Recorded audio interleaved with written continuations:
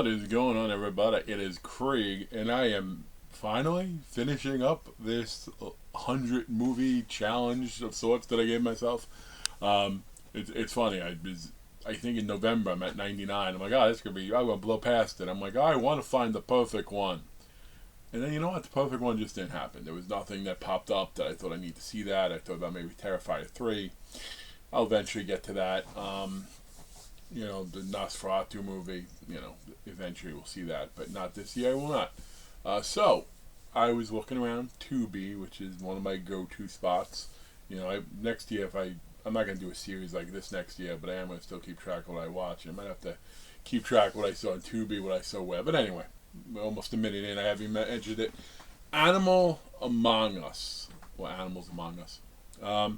2019. It really is an odd movie to talk about because it's smart in a lot of ways. Like it's structured well, but they're trying to add too many. Like at first, you have the guy. He was a married wife. There's a student trying to seduce him, but he does appear like he's rebuffing that student. So okay, so he might not be a bad dude, but then he cheats later on with somebody else who happened to be a cousin of that student, which is weird and kind of, insignificant. But they didn't really like the guy because he wrote a story about their camp back in the day, and they wanted to get him back at him. They profited off of their abuse, their loss, even though the killer was their own brother. And yeah, I'm just spoiling the hell out of this because it is one of those movies, if you try to talk about it without spoiling, it doesn't seem like I'm talking about the same movie. It would seem like, oh, you're talking about like three things. That's like, Knock Knock with Keanu Reeves, or that's like this with this. Like, there's so many movies that ties and borrows from. I didn't mind watching it. It's not something I'd revisit again. It did have some people I recognized. Like, the one girl looked really familiar, and she was from, was it 10 Things I Hate About You? She was the sister, but she popped up in a bunch of other things too. And I know the other sister, I looked her up. She had a long list of stuff. Probably the main thing was a soap opera that I wasn't familiar with, but there was a lot of cameos and things.